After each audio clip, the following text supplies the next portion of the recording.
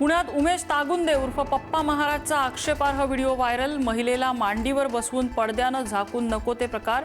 अंनिसकडून पुणे पोलिसात तक्रार दाखल।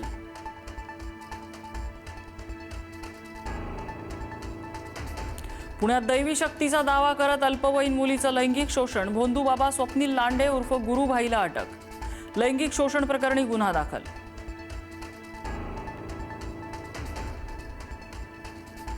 पुण्यातील दगडूशेठ गणपती मंदिरासाठी फरासखाना पोलीस स्टेशनची जागा देण्याला हिंदू महासभेचा विरोध। शनिवारवाड्याला मूर्ती हलवण्याचा सुचवला पर्याय।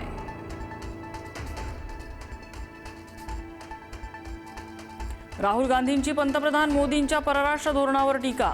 परराष्ट्र धोरण म्हणजे राजकारण्यांना मिठी मारणे नव्हे, राजकारण्यांना मिठी मारणे ही कल्पना त्यांच्या डोक्यात कुणी घातली, राहुल गांधींचा सवाल।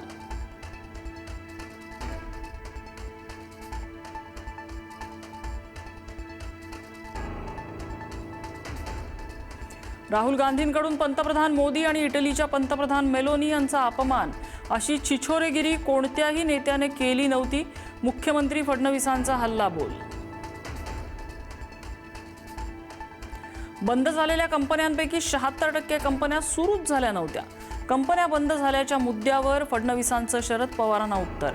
महाराष्ट्र उद्योगांच्या बाबतीत नंबर 1 आहे आणि राहणार, फडणवीसांचं स्पष्टीकरण। शिवसेना उद्धव ठाकरेंची तर राष्ट्रवादी शरद पवारांचीच, सुप्रिया सुळे यांचं विधान। तर शिवसेना शिंदेंची आणि राष्ट्रवादी दादांची यावर 2024 विधानसभेवेळी लोकन्यायालयात शिक्कामोर्तब। फडणवीसांचा पलटवार।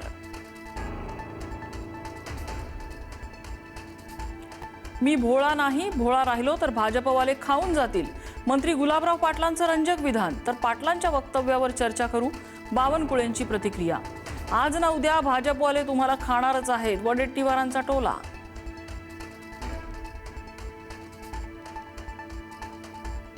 नगरविकास खात्याने नियमांच्या बाहेर जाऊन स्थगिती दिलेल्या इमारती पाडणार।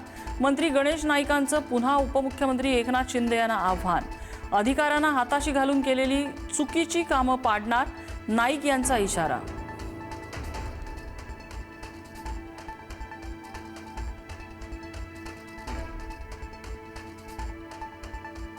उद्यापासून कॉक्रोच जनता पार्टीची स्कूल ठीक करो मोहीम।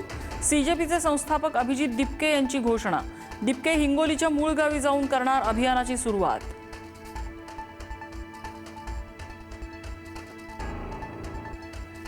राज्यातील रिक्षा टॅक्सी चालकांना मराठी भाषा शिकण्यास 1 महिन्याची मुदतवाढ। चालकांना आता मराठीचं व्यावहारिक ज्ञान असणं बंधनकारक। 15 ऑगस्टपर्यंत मराठी भाषेचं मूलभूत ज्ञान अनिवार्य।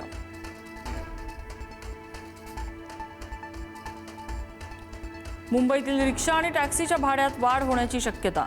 रिक्षाच्या किमान भाड्यात 1 रुपयांच्या वाढीचा प्रस्ताव, तर टॅक्सीच्या भाड्यात 2 रुपयांची वाढ होण्याची शक्यता। भाडेवाढ झाल्यास प्रवाशांच्या खिशावर अतिरिक्त भार।